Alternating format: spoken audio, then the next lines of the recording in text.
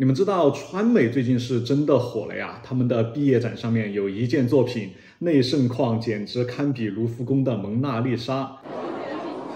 啊，正好我也在重庆，来都来了。虽然这个展览6月15号就结束了，但是也不妨大家一起跟随我的镜头去看看这群非常有才华的人到底弄出了一个什么水平的毕业展。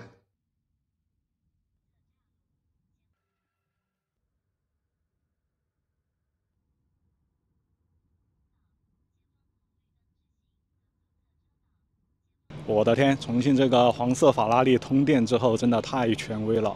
我已经特别久没有坐过这么刺激的车了。我现在也到了它这个美术馆这边，这个墙还挺好看的。你们如果要来的话，记得先在它的小程序上面预约一下，它好像每天有人数限制的。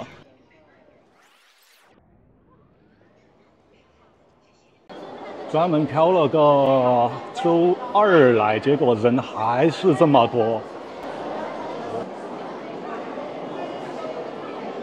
进来不久看到了第一套，我个人认为非常有意思的一套作品。有一说一，这种配色明艳、带点小诡异又有点小可爱的形象，真的会让我想起小时候做的那些白日梦，带着一种吃了毒菌子之后那种单纯又神戳戳的快乐。我感觉可能是出于成本考虑啊，这里面挺多作品的反光都还挺严重的，所以像这种没有玻璃的这些作品，其实它的观感会好很多。我特别喜欢下面这一幅和上面那个，很漂亮。其实最理想的艺术就是我好像不知道你想表达些什么，但我真的有被你感动到。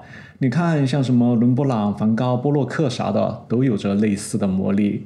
这套作品我一下子就被他们吸引住了，看了很久，想要找个什么说法，却也不太找得出来，所以就来安静的欣赏一下吧。倒是下次你对象问你喜欢他哪里的时候，你就可以说，说不清道不明的喜欢才是真的喜欢。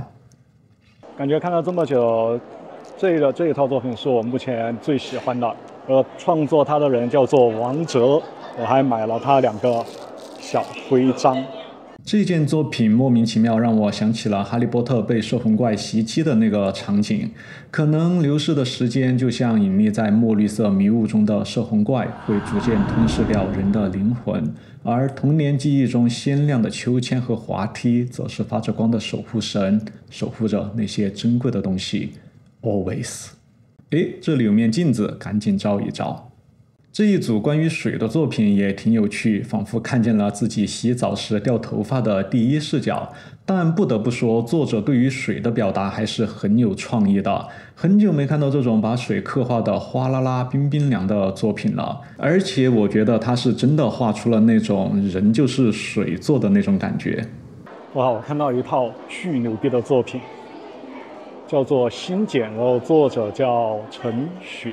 这套作品真的非常震撼，它的手法是偏点彩的，用短促的笔触铺陈出整个画面，所以看上去有种非常标志性的朦胧感，和主题很契合。我个人感觉这是一套向内心探索的作品，一切环境的信息都被剥离掉了，只用抽象的背景去凸显女孩成长过程中的那些懵懂、纠结、伤痛、盲目、脆弱等等。但同时发着光的小船、橘色的小鸟又散发着美好的气息，预示着破茧之后的翱翔。继续往前，这一幅丛林也挺不错，能够感受到一种野蛮生长的生命力。紧接着转过来之后，女士们、先生们，请全体起立。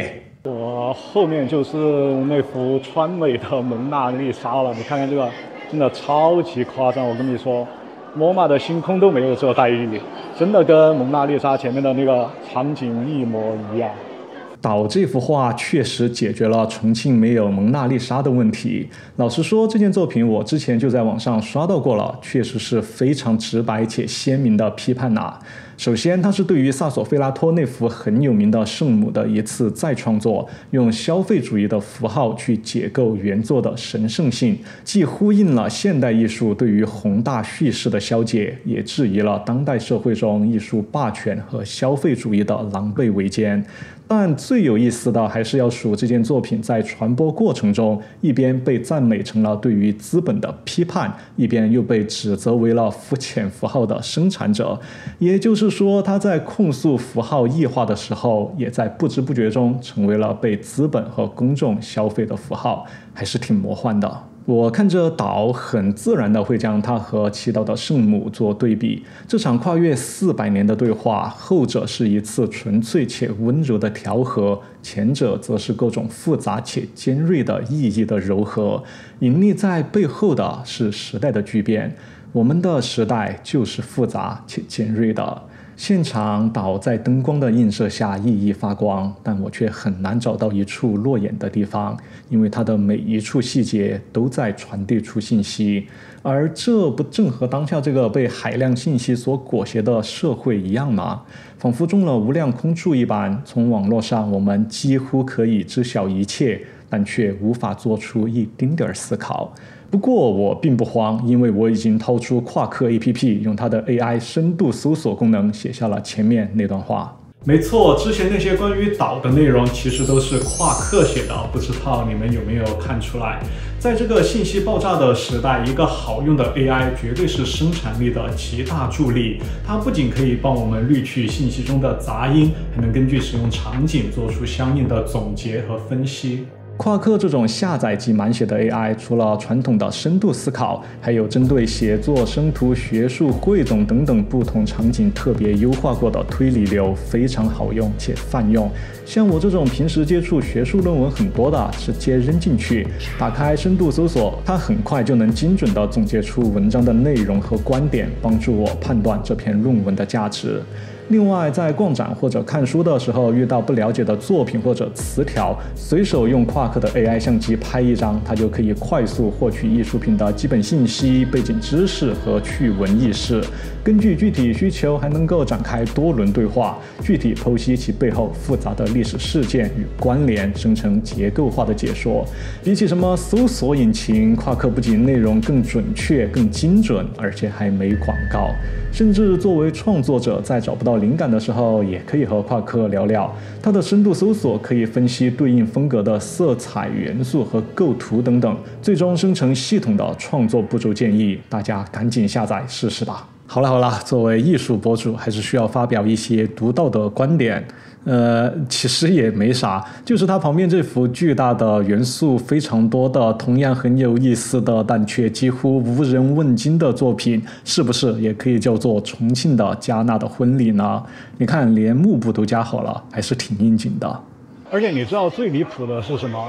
我当时去卢浮宫看蒙娜丽莎，是真的挤到最前面去拍了照的，而且是很正的那种。但是那幅画在里面，我尝试了半天根本挤不进去。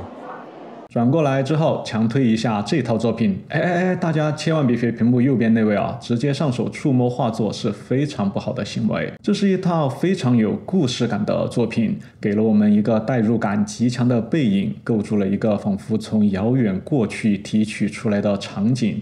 岁月剥落了墙壁，回忆斑驳了窗沿，就连抽油烟机上滴落的痕迹都确确实实地触碰到了某些东西，很动人。OK， 出来之后右拐，大家请再次起立。这堆看起来普普通通的糖果其实是木雕。我在拍摄的时候，旁边两个人一直在争论他们的真假，已经足以见得作者的技法有多极限了。真的？这个都不是一把 M&M 吗？不管怎么说，我还是挺喜欢这个作品的。无他，只因为小时候特别喜欢吃这些糖果，但那时候的零花钱太少，只够买一包，然后慢慢吃，每次都意犹未尽。上大学之后，有次在超市突然看到，心血来潮买了几大条回家，但现在却连当时到底有没有吃完都想不起来了。继续往前，这一套绿意盎然的作品我很喜欢，特别是左边这幅柳树，就仿佛是一场春雨的洗刷，直接把它的模样拓印在了画布上。看了之后，感觉整个眼睛都放松了。下一件作品，虽然我不太清楚这个作者想要表达些什么，但这么一个大型雕塑飞在这儿还真是挺震撼的。仔细看起来，每个人的姿态、装扮、长相，甚至连神色都各不相同。玻璃的眼睛折射出诡异的观感，他们仿佛挣扎在一场前所未有的浩劫中，但这场浩劫又是什么呢？然后走上这个斜坡，心疼一下坡上的这些作品，人流量太大，而且太近，基本没法好好看。接下来就在上完楼的地方，可能是这次展览给到我最大的一个惊喜。后面这一套人文作品非常漂亮，现在在这种展览里面很少看到这种大型的这种人文的作品，而且像旁边那两幅，它的视角把控也非常的厉害。现代艺术对于艺术史的改造太过于深刻，以至于现在大家都更加注重于用画面表达思辨、批判现实或者探索边界，已经很少能够看到如此纯粹且富有真情实感的人文画了。在这套作品中，你是真的能够感受到那种北方小城的氛围。大清早，和煦的阳光洒进菜市场，点亮了一张张忙碌又沉静的面容。我最佩服这个作者的一点在于，他居然画出了冬日阳光那种非常柔和但却几乎没有温度的质感，真的了不起。尤其是最右边两幅高视角的构图，一排排摊位水平地排列着，略微等轴视角的感觉，把整个菜市场渲染成了一条条非常有人情味的社会流水线。卡耶伯特有巴黎的雨天，这里有重庆的雨天。热恋中的情侣踩踏起的雨水都带着幸福的气息，呈现出一种五彩斑斓的白。如果没猜错，这幅画的作者应该是云南人。我特别喜欢这三个小女孩，背景植被的效果有点像亨利·卢梭。好的艺术作品一定是有感染力的。我在看到这三个小女孩的时候，是真的由衷的感到开心。你们呢？当代艺术生估计都是重度猫瘾患者，比如你可以看到这样的猫、这样的猫、这样的猫，还有这样的猫，都非常可爱。但是在整场展几乎看完的情况下，我却没有看到哪怕一幅作品是以狗为主题的。这是不是说明太甜就会得不到真爱呢？这一套墨水笔的三联画同样很漂亮，我尤其喜欢最右边的这幅，明明在呈现效果上充满了历史的厚重感，但里面却有摩天轮和旋转木马这些游乐设施，人类对于反差感果然是没有抵抗力的。这是一棵刻满了成长记忆的树屋，纸飞机、千纸鹤、溜溜球，上面还有个达利的时钟。可能回忆童年本身就是一件让时间产生扭曲的事情吧。为什么这次吸引我的都是些和回忆有关的东西啊？接下来果不其然，又是一幅小屁孩，很无忧无虑的时光啊。作者对于群像的把控力只能用恐怖如斯来形容。小孩的天真、快乐、逞强、自嗨等等，都被他精准地表现了出来。纯色的背景剥离掉了大部分环境的信息，明晃晃的有些刺眼，就好像真的是我们不经意的一个回头，就突然看到了那个10几20年前的自己一样，恍如隔世。都准备溜了，突然发现入口处还错过了一套作品。这涂抹的斑驳光影，这厚重且明亮的感觉，我只想说3个字：八七耶。看看这凝结的颜料层，油画的魅力在这一刻具象化。那么这就是这次川美毕业展的全部内容啦。很可惜，由于时间问题没能逛完整场，包括书法系之类的展区都没来得及看。但即便是这样，也已经足够惊喜了。那是一种完全剥离掉了上下文的很纯粹的惊喜，不用管创作背景，也没有历史影响，仅仅是对于眼前这件作品的生理性反馈。这一点和逛博物馆时的那种惊喜是完全不一样的。